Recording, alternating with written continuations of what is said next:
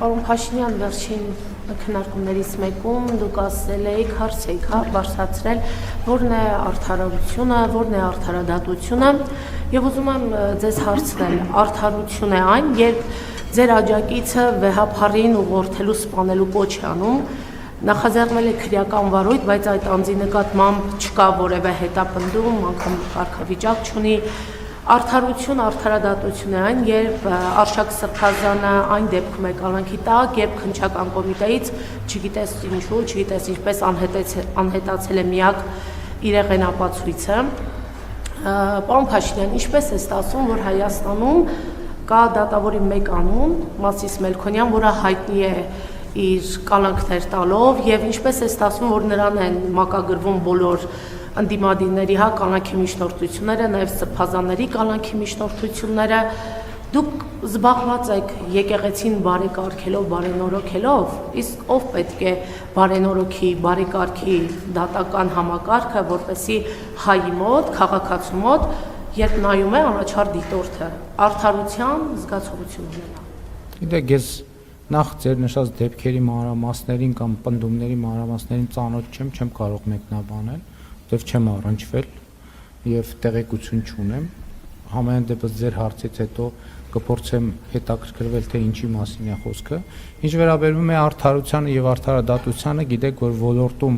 բարեփոխումներ իրականացնելու մենք ռազմավարություն ունենք, մոնիտորինգի խումբ ունենք, բայց դա էլ պետք է ասեմ, որ վերջերս երբ որ դատական համակարգի ներկայացուցիչների հետ պանելային քննարկման էի մասնակցում, ես արձանագրում եմ, որ ի տարբերություն 2018-19 թվականների, երբ որ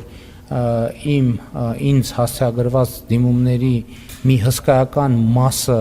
վերաբերվում էր դատարաններին, դատարանների կողմից կայացված անարդար եւ անհիմն որոշումներին, ես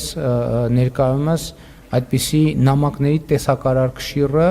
անգամներով, եթե ոչ տասնյակ անգամներով է նվազել։ Ընդ որում ես քաղաքացիներին նամակներ ստանում եմ ամեն օր, կարդում եմ ամեն օր, դրանցով զբաղվում եմ ամեն օր։ Եվ մենք դատական ոլորտի մեր բարեփոխումները շարունակելու ենք, այդ թվում սահմանադրական փոփոխությունների տրամաբանության մեջ, եւ առիթ ունեցել եմ ասելու, որ կարծում եմ, որ Հայաստանում պետք է ներդրվի երթվյալ ատենակալների ինստիտուտ, որը նաև դատական համակարգի օրգանական շատ կոնկրետ եւ ուղիղ կապ կստեղծի հանրության հետ։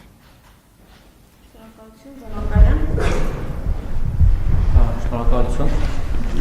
Ամեն անգամ, երբ որ վեհափառ հայրապետը որևէ հոգեվորականի կարգալույց է անում, ձեր թիմակիցները գրում են, երևի նաև ձեր ցուցումով կամ ձեր իմացությամբ, որ ասենք,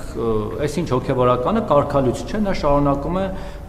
զբաղվել իր հոգեվոր ծառայությամբ։ Ու մարդկանց մոտ հարց է առաջանում, բայց եթե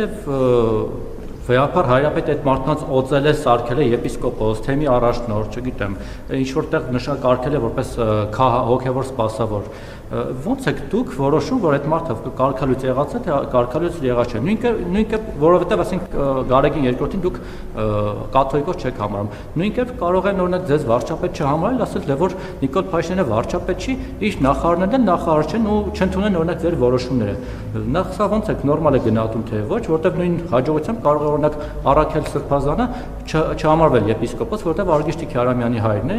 եւ զավակ ունի։ Ինչպես դուք եք ասում, որ Կտրիչ Ներսիսյանը ձեր խոսքերով ասած զավակ ունի։ Եվ մի բան էլ Միքայել Մինասյանից ֆինանսավորման թեման ազգային ժողովում շատ քննարկվեց, դրան նաև հետագա զարգացումներ եղան։ Ի վերջո Մինասյանն էլ նորից արձագանքեց գրառմամբ ձեզ եւ Ռոբերտ Քոչյանին նույն ասելով, որ դուք իրար հետ նույն խաղն եք խաղում եւ այլն, բայց չմտնել իրաց այդ դիմադիր խոհանոցի մեջ։ Ի վերջո Միքայել Մինասյանը ձեզ ինչպես է ֆինանսավորել, հայկական ժամանակին բոլորը գիտեին, այն ժամանակ ես էլ հիշում եմ, որ քննարկում էր, որ հայկական ժամանակին Միքայել Մինասյանի հետ կապված պրես ստենդը անվերադարձ պայմանագիր է կնքել ձեր թերթի հետ, որպեսզի ձեր թերթի ամբողջ վաճառքի գումարը երաշխավորված դուք ամեն ամիս ստանաք։ Հիմա Միքայել Մինասյանը ձեզ որքան գումար է ամեն ամիս տվել, ինչ նպատակով, արդյոք դա շանտաժի սպառնալիքի տակ է եղել, թե ոչ։ Ես այդ հարցի մանրամասն անդրադարձել եմ ազգային ժողովում հարց ու պատասխանի ընթացքում։ Հայկական ժամանակ օրաթերթը եղել է ինչ որ մի ժամանակահատված Հայաստանի Հանրապետության ամենամեծ տպաքանակ ունեցող, ամենամեծ պահանջարկ ունեցող, ընթերցողների ամենալայն զանգված ունեցող թերթ Հայաստանի Հանրապետությունում թերթերի տարածման շատ սահմանափակ ռեսուրսներ են եղել եւ բնականաբար պետք է այդ ռեսուրսներից օգտվել եւ ի տարբերություն մյուս թերթերի, երբ որ հայկական ժամանակորաթերթի 1 համարի 100 դրամից վաճառող ընկերությունը ստացել է 30 դրամ եւ մյուս թերթերը օրինակ ստացել է 20 դրամ, 18 դրամ, 25 դրամ, հետեւաբար տվյալ դեպքում ոչ թե հայկական ժամանակին են փող տվել, այլ հայկական ժամանակն է փող տվել եւ դա արտահայտված է բազմաթիվ հաշվապահական թղթերում եւ ես կարծում եմ սա այնպիսի փաստ է, որ տասնյակ տարիներով քննվել, վերլուծվել է եւ այլն եւ այդպես շարունակ։ Ես Հայաստանում գործող ընկերության հետ, որը ոնց էր կոչվում, հայ մամուլ էր, ինչ? Չգիտեմ ինչ էր կոչվում, հայ մամուլ էր, թե ինչ էր կոչվում, Հայաստանի բոլոր թերթերը վաճառվել են այդ համակարգի միջոցով, բացարձակապես բոլոր թերթերը։ Միայն ՀԺ չի ունեցել, էլի են եղել նման պայմանագրել, բայց եթե նույնիսկ ՀԺ-ն է ունեցել, ՀԺ-ն եղել է շուկայի թիվ 1 թերթը եւ բնականաբար շատերն են ուզեցել պայմանագիր կնքել հայկական ժամանակը վաճառելու եւ դրա վաճառքի արդյունքում շահույթներ ստանալու եւ հետեւաբար հայկական ժամանակն է գումար տվել եւ ոչ թե հայկական ժամանակին են գումար տվել եւ դա արտահայտված է հաշվապահական թղթերով, վճարված հարկերով, հաշվապահական հաշվետվություններով եւ այլն եւ այդպես շարունակ։ Ինչ? Շատ մի րոպե, մոնիտորինգ արեք, ուրեմն մոնիտորինգ արեք եւ տեսեք, որ հայկական ժամանակը չկա այդպիսի մարդ, որի վերաբերյալ ունեցել է որևէ կաշկանդվածություն իր հիմնադրման առաջին օրից։ Ով ուզում է լինի, կլինի դա Սերժ Սարգսյան իր ընտանիքի անդամներ, Ռոբերտ Քոչարյան իր ընտանիքի անդամներ, այլ կոռուպցիոն շրջանակներ եւ իրենց ներկայացուցիչներ։ Հայկական ժամանակի բոլոր հրապարակումները առկա են եւ որևէ մեկը չի կարող այդպիսի պնդում անել։ Եթե որևէ մեկը այդպիսի պնդում անի, կգտնվեն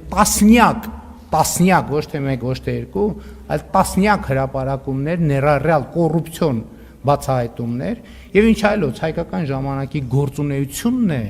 որ Հայաստանում հիմք է դրել եւ հիմքեր է ստեղծել Հայաստանի Հանրապետությունում ժողովրդական ոչ բռնի թավշյա հեղափոխության համար։ Հետևաբար ձեր եւ այդ կարգի բոլոր մնացած մտահանգումները պարզապես մտածածին են։ Հոգեվորականների մասնակցած։ Ինձ կողմից տարածան ընդհանրապես թող փորձեն։ Ասում եմ թող փորձեն։ Հենց այդ եմ ասում, մենք ունենք, որովհետև ժողովրդից ստացել ենք այդ իշխանությունը բանեցնելու լեգիտիմ մանդատ։ Եվ մենք Կտրիչ Ներսիսյանի նման ինքնակոչ չենք։ Եվ այո, մենք չենք ճանաչում Կտրիչ Ներսիսյանի կայացրած որևէ որոշում եւ իմիջայլոց, այդտեղ արդեն մենք իրավական արձանագրումներ ունենք եւ բոլորը պարտավոր ենք պետության մեջ հաշվի նստել իրավական արձանագրումների հետ, անկախ նրանից որտեղ են աշխատում, վարչապետ են, կառավարության շենքում են աշխատում, թե որևէ այլ տեղ։ Ներառյալ դուք, ներառյալ նաեւ այն մարդիկ, ում անունը տալիս եք։ Ավելի